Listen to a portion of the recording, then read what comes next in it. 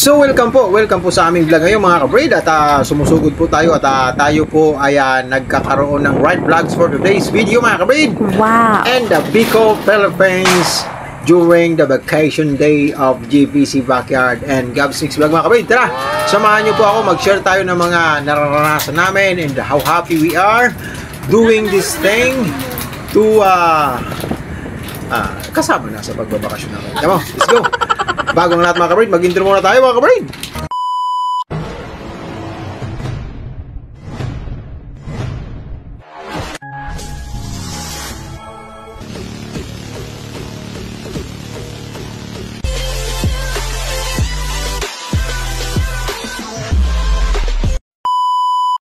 So ayun na nga mga kabrid, salamat sa pag-stay at salamat sa pagsama sa aming munting paglalathala in a premier way mga kabrid. So ito mga kabrid na nakikita nyo po is nagra-ride po kami ni Mrs. na si Gabs Mix Vlog patungo po doon sa Irusin, Sorsogon proper mga kabrid. Doon tayo pupunta sa mga relatives ni Mrs. na mayapa na po. Yung mga, syempre magpupugkot ba, yung magsisindi po kami ng kandila dun sa mga minamahal namin sa buhay na nagpahinga na po mga kabrid. So ito mga kabrid, makikita nyo po ang tuluyang pas-pas o simpleng pagtatakbo namin ng motorcycle natin mga kabrid. Ito, isa ito sa magandang tanawin mga kabrid. Patungo doon sa pupuntahan namin, ang magandang kalsada na ngayon, improvement, hindi kagaya po noon na talagod-tagod o lubak-lubak mga kabrid ng kalsada dito. Sa ngayon po sa bagong espaltado na. Siguro na nalaman nila o natimbrihan na sila na uuwi si GPC kaya pina-espalto dito mga kabrid.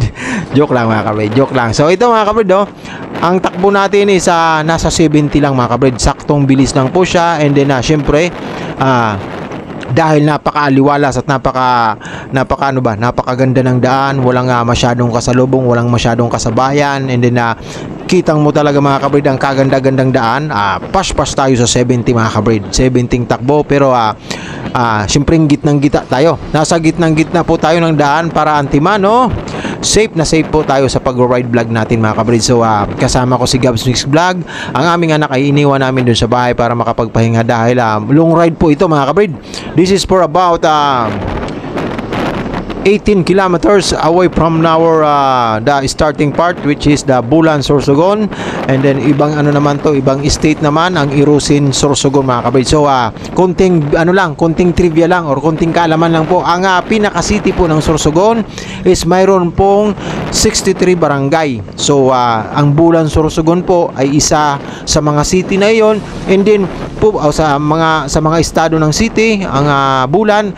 Ngayon pupunta po kami sa Irusin. Isa na naman siyang estado, bayan ng Irusin mga kabrid. Tapos doon kami pupunta sa cemetery ng Irusin at doon namin pupuntahan ng mga relatives ni Mrs. na sumakabilang buhay na. Then kami magsisindi kami ng syempre kandila at medyo may kunting panalangin ba na magpakita sa kanila or solemnly na magsabi na ayan, dahil may panahon po kami, ang tagal na namin di nakapasyal, tayo ay magpakita ng sinseridad na pakita sa ating mga relatives na pinapasyalan natin sila. Konting kwento, konting mikos-mikos, konting drama-drama habang yung nakasindi ng kandila tayo si Mrs. So pagkatapos po nito, doon naman sa part ni GPC Backyard tayo magsisindi ng kandila. Siyempre, ang sabi ko nga kay Mrs., wag muna tayo mag-enjoy. I-priority muna natin sa ating bakasyon na ito ang maibisita ang ating mahal sa buhay, yung mga naging parte ng ating mga kadugo natin na kahit paano nasilayan natin. Natin sila, ipakita natin sa kanila na sila ay naaalala natin at binibigyan natin sila ng importansya sa abot ng ating mga kaya mga kabrid, gaya ng pagsisindi lang ng kandila mga kabrid. So ayan, it is a long ride mga kabrid. Makikita nyo na napakahaba po ng binabiyahe natin dahil po malayo nga. So si GPC is isang bayan ang pagitan mula kay Gabs Mix Vlog, pero sabi nga nila mga kabrid, love is blind and love is conquering all. Kaya malayo kami nga magkakilala. Kaya ang panliligaw ni GPC noon is buwis something ba, pagliligawan, layo ng liligawan ni JPC mo, pang araw-araw na babiyahin ni JPC para makapanligaw lang. Sus Mario, talagang hirap na hirap mga kabrid. Kaya syempre dahil sa sobrang hirap ng pinagdaanan mo sa panliligaw ng isang babae, hindi matutumbasan ng ibang ngiti ang loyalty ni JPC sa kanyang may bahay na si Gabs Mix Bagay. Biruin mo naman mga kabrid, ilang taon mong niligawan tapos ganito kalayo ang pinagdadaanan mo, ay talaga magiging loyal ka mga kabrid, kasi ang dami mo nang naubos na gasolina mga kabrid para makapagligaw ka lang, di ba?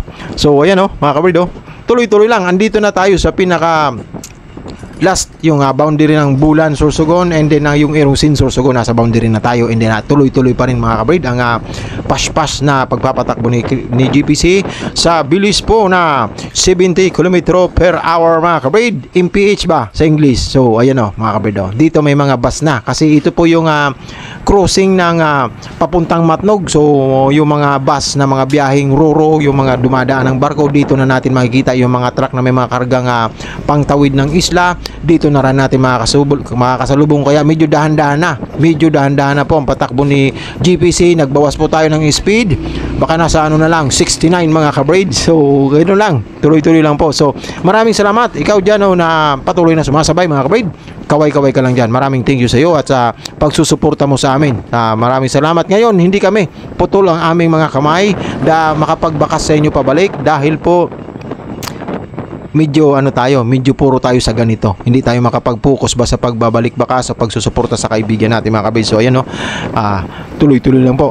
Wait lang po So mga kabrid, I'm back po sa paglalathala mga kabrid. Nagpahinga tayo dahil tinansya natin ang oras ng ating pagkuda-kuda mga kabrid. Yung pagdaldal ba natin habang tayo po ay nagbo-voice over, and then habang tayo po ay nasa kasalukuyang pagtingin sa ginagawa nating pag-ride papuntang Irusin, bayan ng isang parte ng bayan ng Sorsogon City mga kabrid. So ito mga kabrid is napakalayo na po nito. Ito po yung sinasabi nilang mga tao dito mga kabrid is mga Bisacol na po, kasi ito na po yung pinaka last frontier ng Matnog mga kabrid. So ang Matnog, pagtawid mo ng dagat, puro na Bisaya ang salita. Andun na po yung Masbate, andun na po yung Samar mga kabrid. So iba na ang salita doon. Kaya ang bayan namin is medyo nakakapag-adapt ng Bisaya, kaya ang tawag po sa amin mga kabrid is Bisacol.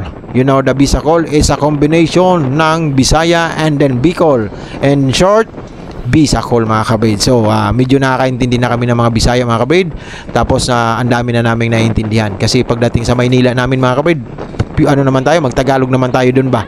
So ito tuloy-tuloy mga kabrid, nakikita nyo yung napakagandang daan. Kinaayos kasi nila mga kabrid ang daan dito na talagang maayos, kasi daanan na po ito ng mga bus, yung mga kailangan mabibilis kasi naghahabol na maihatid ang pasahero nila. Ito na po talagang kailangan nila mga kabrid ng isang maayos na daan. So tayo naman is tamang chill lang tayo, tamang chill lang sa pamamasyal. Ang bilis natin isaktong hindi naman siya masyadong mabilis, hindi naman siya mabagal tingnan mga kabrid. So para naman sa makaabot naman kami at hindi makamuni-muni din sa sementeryo. And then after that magsisimba po kami, dahil ngayon po nasaktuhan po namin mga kabrid ang Il Shaddai or gawain ng aming misis, kung saan ko siya nakilala. Ay nakilala ko pa yung misis ko mga kabrid, kumakanta siya sa choir. So doon ko siya kasamang nililigawan, o araw-araw pa rin ganito mga kabrid, napakalayo. So ang simbahan po ng Irusin mga kabrid is nasa tuktok po siya ng bundok mga kabrid. Pag nandun ka sa pinakasimbahan ng Irusin mga kabrid, tanaw mo yung tapat na tapat mo ang bulkan ng Bulusan mga kabrid. Yung bulkang Bulusan na laging active na active pa siya. So natatapatan. Mamaya ipakita natin ang ibang vids na kinukuha natin ang bulkang Bulusan mga kabrid. So malapit na siya sa bulkang Bulusan, and then ang Bulusan mga kabrid isa rin siyang bayan ng Sorsogon City mga kabrid. Isa siya sa 63 na barangay mga kabrid. Ang Irusin is isa rin, ang Bulan ay isa rin mga kabrid. So dito makikita nyo mga kabrid ang talagang mapuno. Talagang wala ka dito makikita ang mga pampasahirong jeep talaga, kasi bibihira din ang dumaan.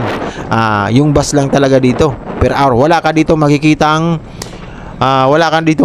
mga ibas na sinasabi, kasi talagang province na province to mga kabrid. Dito ang tao kagaya namin, kinalikhain namin ng mga kamuting kahoy, pag yung mga sardinas ba, masasarap sa amin yun. Kaya kami ni Gabs sanay na sanay kami sa buhay mahirap. Kaya naming mag-adjust ng mag-adjust, and para halimbawa kailangan nating mag-adjust para marami tayong budget or makatipid, nag-a-adjust tayo mga kabrid. So ayan tuloy-tuloy. Ayun yung bundok doon ng dulo, yun na po yung pupuntahan natin mga kabrid. Medyo may kalayuan pero oo nga, mainit pa naman, malayo talaga mga kabrid. So marami pa ring salamat sa mga patuloy na sabay-sabay, nagkakaway-kaway mga kabrid. Andan mga kaibigan nating patuloy comment lang kayo dyan mga kabrid. Malay nyo sa susunod pagpunta ulit namin dito, maisama ka namin mga kabrid. Ayan pas tayo. Malay mo mayroon kang motorsiklo. Dito din dumaan sila Sir Saijen nung umuwi sila. Hindi lang kami magkasabay kasi wala naman talaga kaming planong umuwi. Nagkabulagaan lang. And then nabiro tayo ni GPC na uwi bukas. Pagsabi natin ng dahil biro lang, kinaumagahan may bana mga kabrid. Wala na tayong magawa kasi bayaran na kailangan ng bana yon. So sumabay na tayo. Tapos minotor ko lang po pauwi galing Bicol. So ngayon dahil improve na ang mga daanan, mayroon ng mga shortcut. Ang ating di ba chiniko po siya sa Google Map. Ang laki ng diferensya mga kabrid. Magsi 600 kilometer lang kabrid ang total na natin na biyahe. Samantalang nung dati pa, nung hindi pa develop talaga ang mga gulo pa, bukol-bukol pa, hindi pa napapaayos ng ating pamahalaan ang mga maayos na daan ng ating mga bus. Dahil po to, ang tawag nito sa Google Map is Pan-Philippine Highway 26 iwan ko kung yun. Basta ito yung laging dinadaanan ng mga bus, mga pang-transport. So pinaayos na nila, pinashortcut nila. Nakalis tayo from 800 kilometers mga kabrids dati, ngayon is 500 to 600 pa lang siya mga kabrids. So ayun, malaking diskwento. So kaya nating magdahan-dahan depende sa tinatarget nating oras mga kabrids. So maraming salamat yung kaibigan natin dyan na sila, yung sa team namin, yung maliit namin na team na kino-compose lang po ng apat na members. Ako, si Ma'am Gab, si Ma'am Lilet at si Sir Saijen Hunter. Maraming thank you sa patuloy na pagsabay. Ang sa mga kaibigan naman natin na sa team natin na sila kala Ma'am Shinrek, maraming salamat din po sa inyong patuloy na pagsuporta at pagbibigay ng halaga sa amin mga kabrid. So tuloy-tuloy andito na tayo. Welcome to Hiroisin mga kabrid. Ayan yung dati manok, giant manok ang nakalagay niyan. Ngayon nag-develop na sila. Itlog naman ang nakalagay. Yung malaking itlog naman na hinulma, yun naman ang nakalagay mga kabrid. So tuloy-tuloy lang. So hanggang dito na mga kabrid dahil ang oras natin ay subos na at namaos na si GPC sa paggawa ng voice over sa 13 minutes na kuda-kuda ba mamaos ka talaga mga kabrid. So maraming thank you and then God bless sa inyong lahat.